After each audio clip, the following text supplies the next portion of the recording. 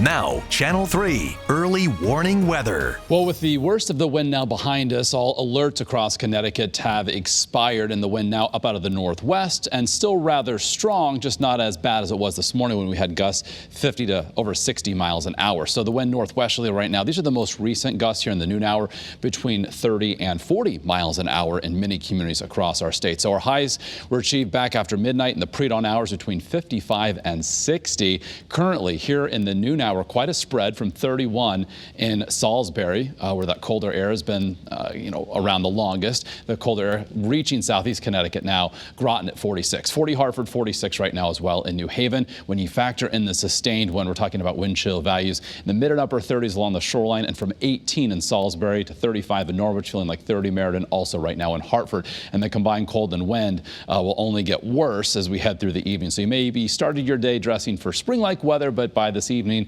or even currently, it's feeling more like February again across Connecticut, a winter-like feel for sure. So from Hartford to New Haven, you can see the increasing amount of sunshine. We'll see plenty of it with blue sky as we head through the afternoon hours. So temperatures continue their downward progression. So our low temperatures will be achieved just before midnight. You can see going from the 30s eventually into the 20s after sunset.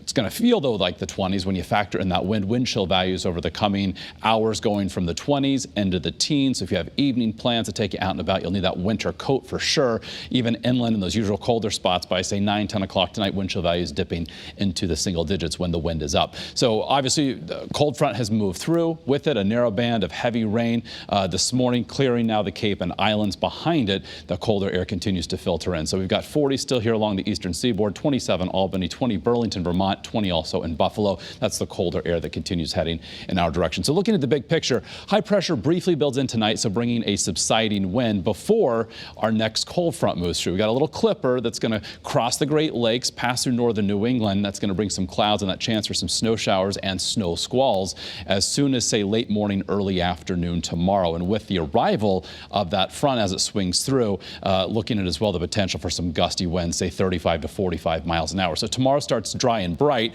By late morning, early afternoon, say 24 hours from now, tracking some of those snow squalls working across Connecticut. They're quick hitting, and then once they move through, we'll see the sun come back out. But we could see as they move through produce anywhere from a dusting to a ½ inch, maybe an inch up in the higher elevations of northwest and northeast Connecticut.